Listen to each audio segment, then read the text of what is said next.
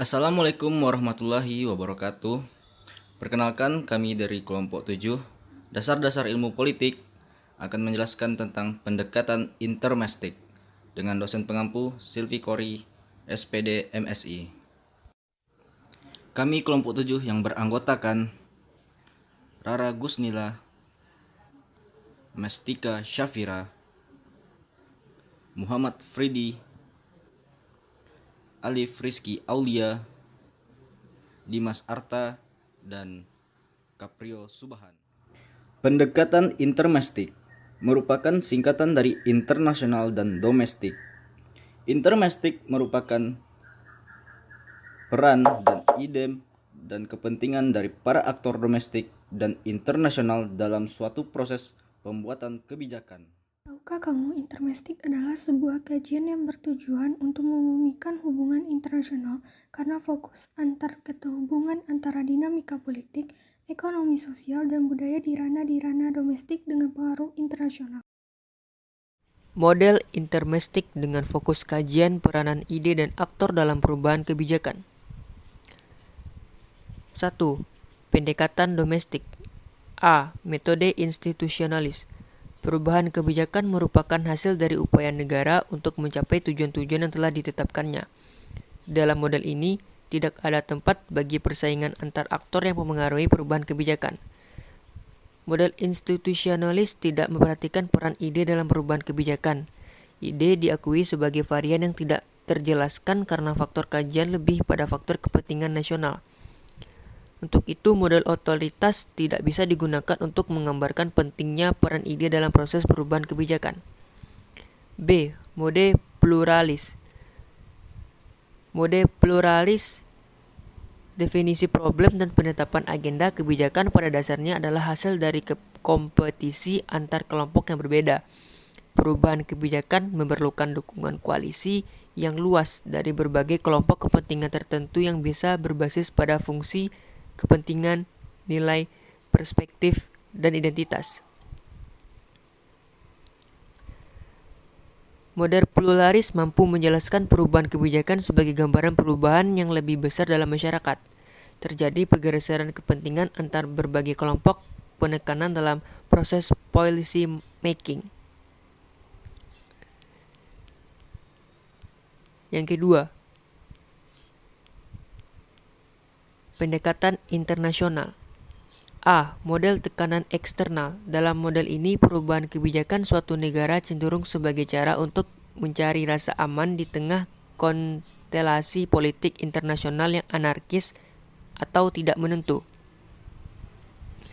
Dengan demikian, peran negara tidaklah penting karena perilaku aktor dipengaruhi oleh sistem internasional. B. Model prevensi global. Model ini berdasar pada pemikiran liberalisme bahwa politik melibatkan aktor-aktor di luar negara seperti individu, kelompok kepentingan, perusahaan multinasional, lembaga-lembaga donor internasional, dan lain-lain.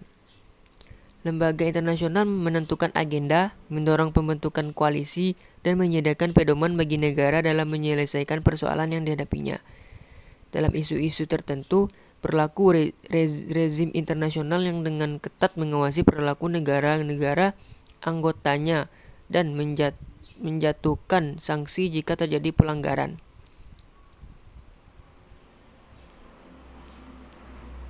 Tiga, pendekatan transaksional. A. Mode jaringan atau network. Model ini mengaji aspek relasional dan informasional dalam perusahaan kebijakan, didasari oleh prinsip bahwa network dibangun karena aktor bersifat interdependen dan memerlukan sumber daya dari pihak lain untuk mencapai tujuannya. Network terdiri atas dua kelompok aktor, yaitu state di satu sisi dan aktor non-negara, yaitu partai politik, kelompok kepentingan, dan NGO atau SMO. Di sisi lain, sehingga disebut state society contract, negara menempati posisi Komitmen penting. Indonesia dalam pengendalian perubahan iklim. Di sisi internasional, menegaskan bahwa upaya pengendalian perubahan iklim dilakukan dengan mempertimbangkan national circumstance yang termasuk kondisi dan kapasitas negara, dan kedaulatan negara. Negara memberikan arahan dan berkewajiban memastikan agar pembangunan yang dibutuhkan untuk memenuhi kesejahteraan rakyat tetap memperhatikan perlindungan aspek lingkungan dan sosial. Komitmen dan kontribusi Indonesia dalam penurunan emisi gas rumah kaca dilakukan adalah atas dasar sukarela, penuh rasa tanggung jawab, dan sesuai dengan kemampuan masing-masing. Indonesia telah turut aktif di tingkat internasional sebagai salah satu negara ratifikasi Konvensi Kerangka Kerja Perubahan Iklim atau UNFCCC dan Protokol Kyoto. Pemerintah Indonesia telah meratifikasi Konvensi Perubahan Iklim melalui Undang-Undang Nomor 6 Tahun 1994 tentang pengesahan United Nations Framework Convention on Climate Change, atau dalam bahasa Indonesianya Konvensi Kerangka Kerja Perserikatan Bangsa-Bangsa tentang Perubahan Iklim, dan termasuk dalam negara non-Annex 1. Dengan demikian, Indonesia secara resmi terkait dengan kewajiban dan memiliki hak untuk memanfaatkan berbagai peluang dukungan yang ditawarkan UNFCCC atau Kerangka Kerja PBB dalam upaya mencapai tujuan konvensi tersebut. Indonesia juga memperlihatkan komitmen dan kontribusinya yaitu pada saat meratifikasi perjanjian Paris di New York pada tanggal 22 April 2016. Indonesia menandatangani perjanjian Paris di New York sebagai negara beratifikasi.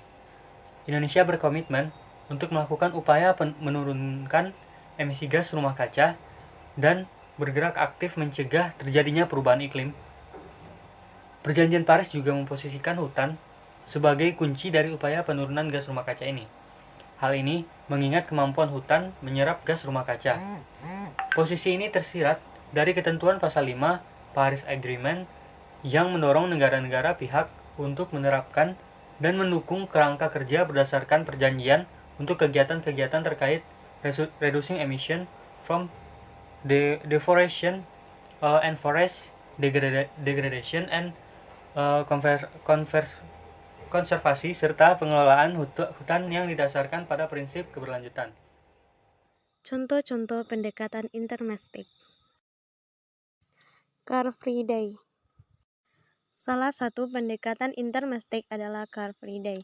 Hari bebas kendaraan bermotor ini bertujuan untuk mensosialisasikan kepada masyarakat untuk menurunkan ketergantungan masyarakat terhadap kendaraan bermotor.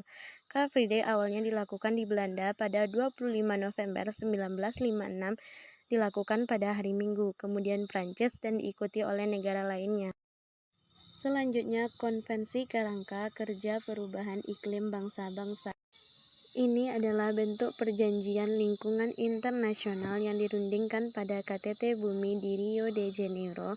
Tujuannya untuk menstabilkan gas rumah kaca di atmosfer. Dari perjanjian ini lahir Protokol Kyoto, sebuah persetujuan tentang pemanasan global.